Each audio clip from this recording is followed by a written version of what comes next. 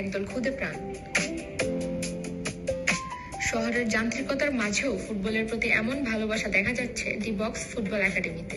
বিকেল থেকে সন্ধ্যা পর্যন্ত এখানে কেবল ফুটবল শেখাই নয়, বরং তৈরি হচ্ছে আগামীর স্বপ্ন, যেখানে সন্তানদের পাশে থেকে অনুপ্রেরণা যোগাচ্ছেন সচেতন অভিভাবকরাও।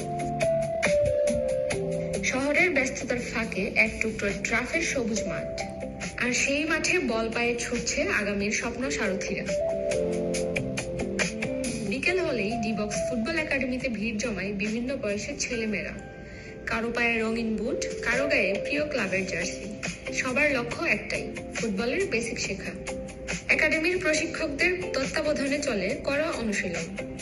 ড্রিবলিং, পাসিং থেকে শুরু করে বল কন্ট্রোল, ফুটবলের প্রতিটি খুঁটিনাটি হাতে কলমে শিখছে এই খুদে ফুটবলাররা। শারীরিক ব্যায়ামের পাশাপাশি দলগত সংহতি বা টিম ওয়ার্কের শিক্ষাও পাচ্ছে তারা এই মাঠ থেকে।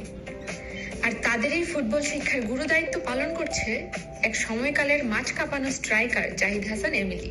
ফুটবল একাডেমিটা বেসিক্যালি আমি দেখি, ফুটবলটা আমার এখানে অলমোস্ট 70 জনের মতো স্টুডেন্ট আছে, এদেরকে আমি ট্রেন আপ করে, এবং এটা দুইটা ক্যাটাগরিতে করে। একটা হলো 8 থেকে 10 বছর, আর একটা হলো 10 থেকে 14 বছর।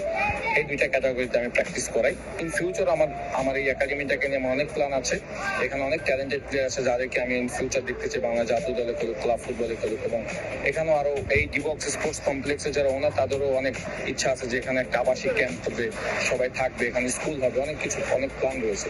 সেই প্ল্যান বেঁচে আসলে তারা আমাকে এখানে আসলে এই ফুটবল টিমের দায়িত্বটা দিয়েছে, যাতে আমি তাদেরকে ট্রেন আপ করি।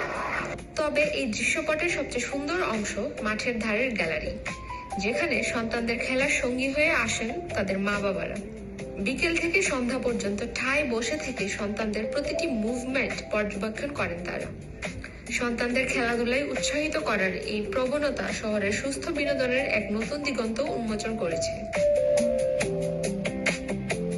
সন্ধ্যা নামলে যখন মাঠের আলো জ্বলে ওঠে, তখন ঘামে ভেজা শরীরে তৃপ্তির হাসি নিয়ে ঘরে ফেরে এই ফুটবলাররা।